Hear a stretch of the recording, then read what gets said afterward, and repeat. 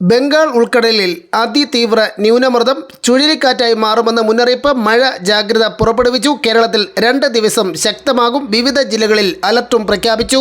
ഒപ്പം കേരളത്തിൽ നാളെ കൊല്ലം ജില്ലയിൽ വിദ്യാഭ്യാസ ബന്ദ് ആചരിക്കുന്ന വാർത്തയും ഇപ്പോൾ പുറത്തു വന്നിരിക്കുന്നു. ഡീറ്റെയിൽ ആയി വിവരങ്ങൾ നോക്കാം. എല്ലാ ദിവസവും അപ്ഡേറ്റുകൾ അറിയാൻ നിങ്ങൾ ഇതുവരെയും ചാനൽ സബ്സ്ക്രൈബ് ചെയ്തിട്ടില്ലെങ്കിൽ ഇപ്പോൾ തന്നെ സബ്സ്ക്രൈബ് ചെയ്ത് അപ്പോൾ എന്ന ബെൽ ഓപ്ഷൻ കൂടി എനേബിൾ ചെയ്യുക. കൂടുതൽ ആളുകൾക്ക് എത്തിച്ചേരാൻ വീഡിയോ ലൈക്ക് ചെയ്ത് കാണാൻ ശ്രദ്ധിക്കണം. ബംഗാൾ ഉൾക്കടലിൽ അതിതീവ്ര ന്യൂനമർദ്ദം ഉണ്ടായിരിക്കുന്നു. ഇത് ഏതാനും മണിക്കൂറുകൾക്കുള്ളിൽ ചുഴലിക്കാറ്റായി മാറുമെന്ന മുന്നറിയിപ്പ്. മഴ ജാഗ്രത പുറപ്പെടുവിച്ചിരിക്കുന്നു. ഇടുക്കി, പാലക്കാട്, മലപ്പുറം, കോഴിക്കോട്, വയനാട് ജില്ലകളിലാണ് 2 ദിവസം യെല്ലോ അലർട്ട് പ്രഖ്യാപിച്ചിരിക്കുന്നത്. ന്യൂനമർദ്ദം അതിതീവ്ര ന്യൂനമർദ്ദമായി മാറിക്കഴിഞ്ഞതോടെ കേരളത്തിലടക്കം മഴ ശക്തമാകുമെന്ന മുന്നറിയിപ്പുണ്ട്. അതിതീവ്ര ന്യൂനമർദ്ദം രാത്രിയോടെ ചുഴലിക്കാറ്റായി മാറി നാളെ രാവിലെയോടെ തമിഴ്നാട്, ആന്ധ്ര തീരത്തേക്ക് നീങ്ങാൻ സാധ്യതയുണ്ടെന്ന് കാലാവസ്ഥാ നിരീക്ഷണ കേന്ദ്രം അറിയിച്ചു. ഇതിന്റെ സ്വാധീന ഫലമായി കേരളത്തിലും 2 ദിവസം മഴ ശക്തമാകും.